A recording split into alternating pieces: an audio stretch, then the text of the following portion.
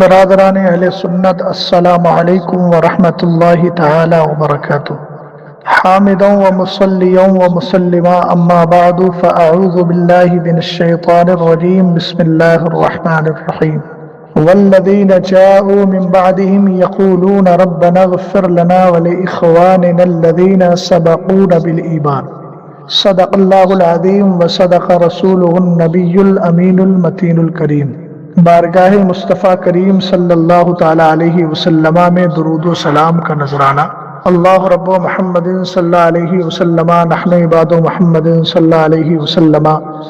سلام صلاتوں و سلام علیک یا رسول اللہ، یا نبی اللہ، یا حبیب اللہ۔ کام وہ لے لیجئے تم کو جو راضی کرے، ٹھیک ہو نام رضا تم پہ کروڑوں درود۔ دشمن احمد پہ شدت کیجئے، ملحدوں کی کیا مروت کیجئے، غیظ میں جل جائیں بے دینوں کے دل، یا رسول اللہ کی کثرت کیجئے۔ اللہ کا شکر و احسان ہے کہ رب نے ہمیں سنی صحیح العقیدہ مسلمان بنایا،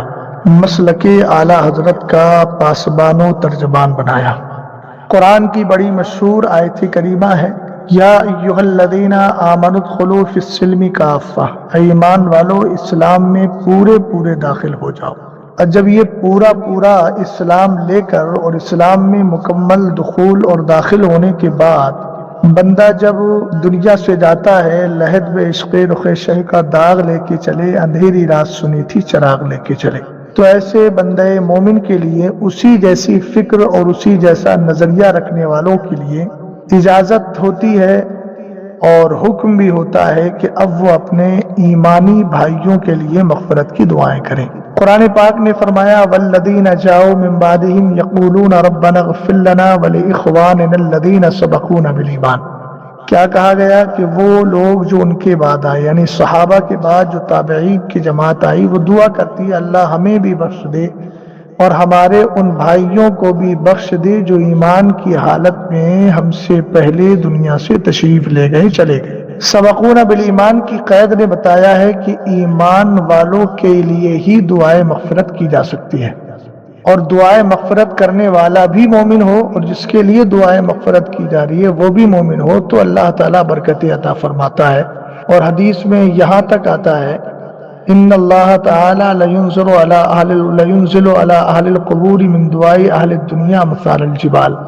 کہ اللہ تعالی دنیا والوں کی دعاؤں کے صدقے سے قبر والوں پر پہاڑوں کے برابر ثواب نازل فرما دیتا ہے۔ بہرحال لیکن اگر کوئی آدمی سنیت سے الگ ہوا، گمراہ ہو گیا، بد دین ہو گیا اور اس کی بد مذہبی حد کفر تک پہنچ گئی، جیسے موجودہ زمانے کے جو روافض ہیں، یہ بالعموم رافضی تبرعی ہیں، یعنی جو شیخین کو گالیاں دیتے ہیں اور صحابہ اکرام کی شان میں کھلے طریقے سے تبرع اور توہین کیا کرتے ہیں۔ اسی طریقے سے امام اہل سنت رضی اللہ تعالیٰ عنہ نے رد الروضہ میں فرمایا کہ یہ جو شیعہ ہیں ان میں کوئی ایسا نہ ملے گا جو دو ضروریات دین کا، خاص طور سے دو ضروری دینی کا منکر نہ ہو۔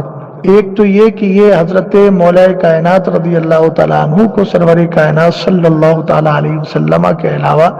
جملہ حضرات انبیاء اکرام رسولان اعظام سے افضل مانتے ہیں، الیاذ باللہ، جبکہ جملہ نہیں کسی ایک نبی اور رسول سے بھی افضل مانا تو یہ کفر ہو گیا، ضروری دینی کا انکار ہوا۔ اسی طریقے سے یہ قرآن پاک میں کمی بیشی کے قائل ہیں اور کہتے ہیں اصل قرآن یہ ہے نہیں، اصل قرآن تو کوئی گفا میں لیے بیٹھا ہے، الیاذ باللہ۔ تو قرآن پاک میں کمی بیشی کا لا مبدل لکلمات اللہ قرآن تو کہتا ہے، لیکن یہ کمی بیشی کے قائل ہیں، تو اس بنیاد پر یہ بھی ایک ضروری دینی کا انکار ہے، اور عام طور سے یہ دو کفر تو ان میں پائے جاتے ہیں۔ تو اس سے کلیئر ہو گیا، سمجھ میں آ گیا کہ ایران کے شیعہ ہوں، ہندوستان کے ہوں یا قریبی ملک کے ہوں، بالعموم یہ ان دو ضروری دینی کے منکر ہونے کی وجہ سے کافر ہے۔ اب اگر کوئی کافر دنیا سے جاتا ہے، کسی بھی نام پہ جائے، کسی بھی انداز سے جائے، ہم تو کہتے ہیں اگر وہ کعبے کے اندر بھی مر جائے تب بھی وہ شریعت کی نظر میں قابل استغفار نہیں، اور اس کے لیے استغفار کی دعا نہیں کی جا سکتی، اور وہ استغفار کے لائق نہیں ہے۔ لہٰذا اسی تناظر میں ابھی جو ایران کا صدر اور ایک ایرانی لیڈر، جس کا نام میں نہیں لے رہا ہوں جان بوجھ کر، اور نام لینے سے کوئی برکت تو ہے نہیں، بہرحال وہ موت کے گھاٹ اترا، اب اس سلسلے میں ایران اور اسرائیل کی جو جنگ چل رہی ہے، الحمدللہ رب العالمین، ہم نہ ایران کی سپورٹ کرتے ہیں نہ اسرائیل کی سپورٹ کرتے ہیں۔ اسرائیل سے بھی ہمارا کوئی دوستانہ تعلقات یا اس سے کوئی دلی اور قلبی لگاؤ ہرگز نہ تھا نہ کبھی ہو سکتا ہے، اس لیے کہ ہم جانتے ہیں لَتَجِدَنَّ أَشَدَّ النَّاسِ عَدَاوَةً لِلَّذِينَ آمَنُوا الْيَهُودَ، قرآن نے کہا یقیناً تم ایمان والوں کا سب سے بڑا دشمن جو ہے یہودیوں کو پاؤ گے۔ ہمارا قرآن کی اس آیت کریمہ پر ایمان اور یقین ہے،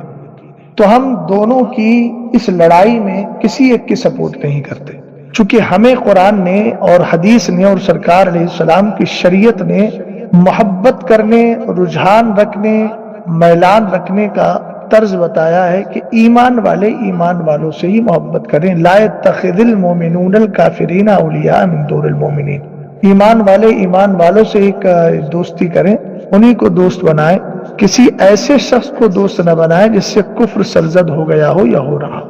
تو ہمیں طرز بتا دیا انما المؤمنون اخوہ، ایمان والے سب بھائی بھائی ہیں۔ تو ایک بھائی اگر دوسرے بھائی کی موت پر غم کا اظہار کر رہا ہے تو سمجھ میں آتا ہے، چونکہ ان المؤمن للمؤمن کالبنیان یشد بعضہ بعضا، سرور کائنات صلی اللہ تعالی علیہ وسلم نے فرمایا ایمان والا ایمان والے کے لیے ایک مضبوط عمارت کی طرح ہے کہ جس کے ایک حصے کو دوسرے سے مضبوطی حاصل ہوتی ہے۔ تو ایک مومن کا انتقال یقیناً دوسری مومن کے لیے باعث غم ہے اور رنج و الم ہے، اس پر وہ اظہار غم کر سکتا ہے۔ لیکن اگر کوئی ایسا شخص دنیا سے جاتا ہے جو ہمارے ایمان عقیدے سے بالکل ہی مخالفت رکھتا ہے، اور ہمارے ایمان میں تو صحابہ اور اہل بیت دونوں کی محبت شامل ہے، سرور کائنات صلی اللہ تعالی علیہ وسلم نے ارشاد فرمایا لکل شیء اساس و اساس الاسلام حب اصحاب النبی و حب اہل بیت، کہ بے شک ہر چیز کی بنیاد ہے، اسلام کی دو چیزیں بنیاد ہیں، ایک تو مصطفیٰ کریم علیہ السلام کے جملہ صحابہ اکرام سے پیار کرنا، اور دوسرا کیا ہے جملہ اہل بیت سے پیار کرنا۔ تو اب جو اس نظریے سے ہٹا ہوا ملے گا، جو شیخین کو گالیاں دے گا، تبرہ کرے گا معاذ اللہ، جو صحابہ اکرام کو مرتد اور کافر کہے گا، جو جنگ صفین میں حضرت امیر معاویہ رضی اللہ تعالیٰ عنہ کو کافر کی جماعت میں شامل کرے گا، جو جنگ جمل کے مسئلے کو لے کر حضرت طلحہ زبیر حضرت عائشہ صدیقہ رضی اللہ تعالیٰ عنہم کی شانوں میں توہین کر کے ان کو کافر شمار کرے گا معاذ اللہ، تو ایسے بدبخت شخص کے لیے تو ہمارے دل میں نہ کوئی گنجائش کل تھی، نہ آج ہے اور نہ کبھی ہو سکتی ہے، اس لیے کہ ہم نے صحابہ اکرام رضوان اللہ تعالی علیہم اجمعین کی محبت کو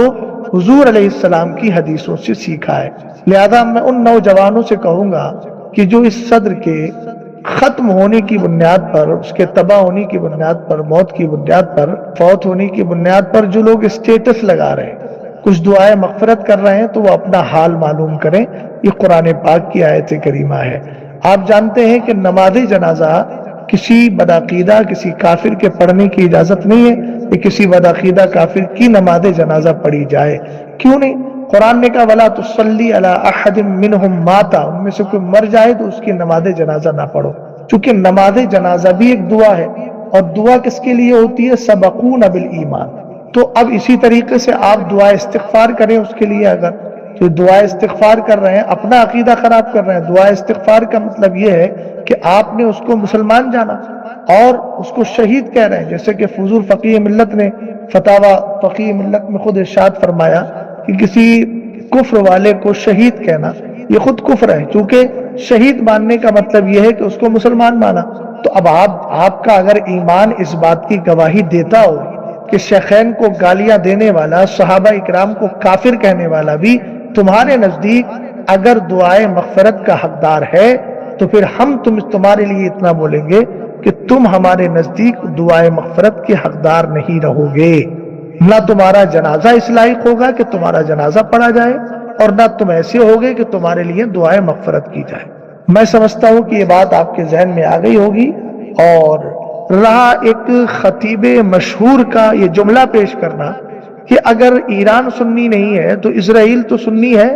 یہ دین کا مذاق اڑانا ہے، تمسخر کرنا ہے، ان جناب کو ہوش کے ناخن لینا چاہیے، اور یہ کہیں نہ کہیں یہ جملہ ایران کی محبت پیدا کرنا ہے کہ ایران کا ساتھ دو، ایران کی محبت کرو۔ ارے بھائی یہ نادانی اور بے وقوفی والے جملے بول کر قوم کو تباہ نہ کیجیے، یہ ہمارے مذہب اور مسلک کے بالکل خلاف ہے۔ سرور کائنات صلی اللہ تعالی علیہ وسلم کی یہ حدیث تمہاری نظر میں کیوں نہیں ہے؟ اذا رأیتم صاحب بدعۃ فاقفہروا فی وجہہ فإن اللہ تعالی یبغض کل مبتدع، کہ سرور کائنات صلی اللہ تعالی علیہ وسلم نے فرمایا اگر تمہیں کوئی گمراہ بددین بد مذہب نظر آوے تو اس کے سامنے ترش روئی اور سختی کے ساتھ پیش آؤ، چہرہ بگاڑ کر۔ کیوں؟ اس لیے کہ اللہ تعالیٰ کسی بدعتی کو پسند نہیں کرتا، اور جس کو اللہ پسند نہیں کرے اس کو تم کیسے پسند کر رہے ہو؟ تو جو لوگ اس طرح کا اسٹیٹس لگا کر وہاں پر دعائے مغفرت لکھ رہے ہیں، لفظ شہید بول رہے ہیں، میں ان سے اتنی گزارش کروں گا کہ اپنے ایمان کی خیر منائیے اور اپنے ایمان کے تعلق سے جو ہے غور کیجئے، اور ایمان کے تعلق سے سوچئے کہ آپ کا ایمان کتنا کمزور ہو گیا کہ آپ کسی کے لیے بھی کہیں بھی مائل ہو جاتے ہیں۔ وَلَا تَرْكَنُوا إِلَى الَّذِينَ ظَلَمُوا فَتَمَسَّكُمُ النَّارُ، قرآن کہتا ہے ظالموں کی طرف مائل مت ہو ورنہ جہنم کی آگ تمہیں بھی چھو لے گی۔ اور بھائی اگر اتنا ہی شوق ہے آپ کو اس کو شہید کہنے کا، دعائے مغفرت کرنے کا، تو پھر دعا یہ بھی کر لو کہ اللہ تعالیٰ تمہارا حال اس کے ساتھ کرے قیامت کے دن، معاذ اللہ۔ تو ظاہر سی بات ہے، کہو گے نہیں نہیں یہ کیسے ہو سکتا ہے، تو حال مسلک اعلیٰ حضرت والوں کے ساتھ ہو، حال اعلیٰ حضرت کے ساتھ ہو، غوث پاک کے ساتھ ہو، تو بھئی جو غوث پاک کا عقیدہ اور نظریہ ہے اسی عقیدے اور نظریوں کو سامنے رکھیے، ہے نا، اور ایمان میں مضبوطی اور تسلط پیدا کیجیے۔ اللہ تعالی ہم سب کو مذہب و مسلک کی سچائی کے ساتھ زندہ رکھے۔